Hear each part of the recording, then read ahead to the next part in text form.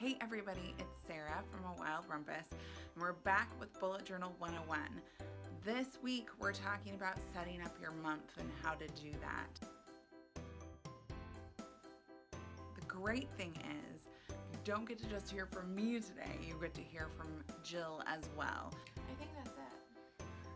Jill and I run A Wild Rumpus together, and she's actually who introduced me to bullet journaling. The thing that we love about bullet journaling is that you can do it however you want. It doesn't have to be a set way. And so Jill and I actually bullet journal really differently. So I'm excited for you to see how she sets up her month versus how I set up my month. Jill's going for a little bit more minimalistic vibe this year, which I think is great. She's still using a lot of color, the occasional sticker and washi tape, but she's really trying to just let her priorities stand out versus putting in a bunch of other stuff, which I think is wonderful. I, on the other hand, kind of went the opposite direction for 2017. I find myself adding in more stuff to help me remember the things that happened that weren't just what we ate for dinner and how many things I needed to do that day. So I've added in a memories spread for the month, which I'll share how I'm monitoring that. And I'm also adding in a brain dump page and stuff that I haven't had before.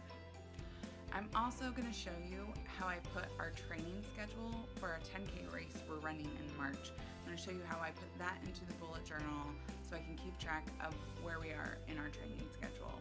I'm excited to share this plan with me for January with you. Enjoy hearing from Jill, and we'll see you next week.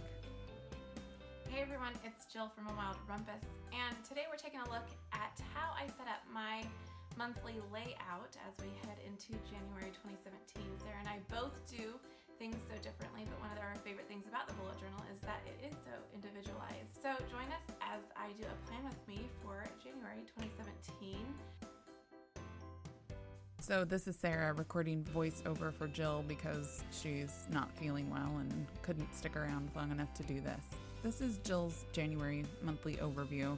She's trying a different layout this time, which I actually really like and might copy from her. Not sure yet. She's still using color, but trying to keep it minimalistic so she can really look at a glance and see what's going on for the whole month.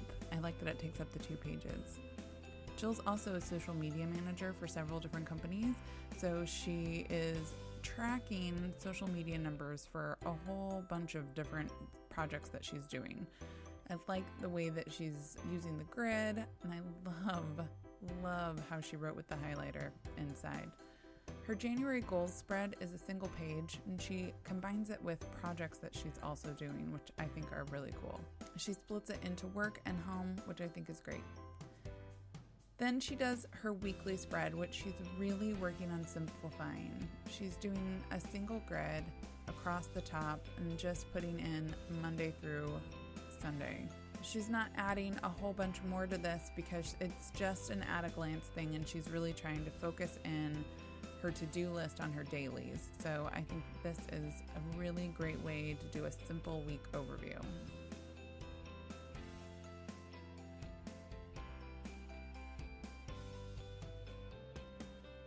The way I plan is a little bit more involved. I start each month with a quote that I feel like sets the tone for the month. It's something that I want to remind myself of every day and something that I want to see really often. So I put it right next to my monthly at-a-glance spread. With this, I use some watercolor pencils to kind of make it a little bit prettier. I'm not sure I'll do that again, but it was fun to kind of experiment with it. And then I have my January spread, which I make as fancy as I can. For my goals list, I usually set my goals up according to the different parts of my life. So personal goals are always the first things that I set, and then I set goals for each of my businesses or projects that I'm working on. I separate them with washi tape for prettiness and go from there. This is a great way for me to do bite-sized chunks of the goals that I've set for myself for the entire year. This is the first time I've ever used a brain dump page, and so far I've only written one thing on it, but my brain has been dumped, so that's good news. I imagine that as the month progresses, I will probably use this a lot more often. This was one of my favorite spreads to make in January.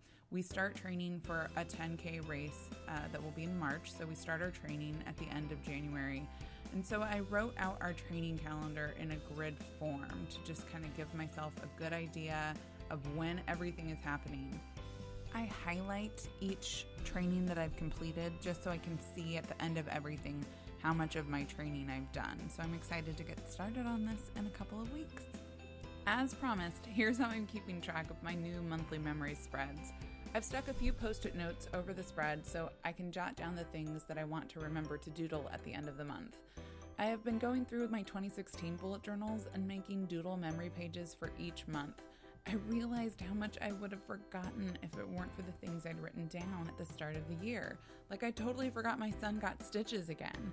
So this has been a really fun way for me to record the goings-on of my family and my life in a fun and artistic way. Thanks for joining us for another episode of Bullet Journal 101. We hope this helps inspire you and your own Bujo spreads. Click the subscribe button so you'll never miss out on all this fun. And don't forget to give a thumbs up if you found this helpful.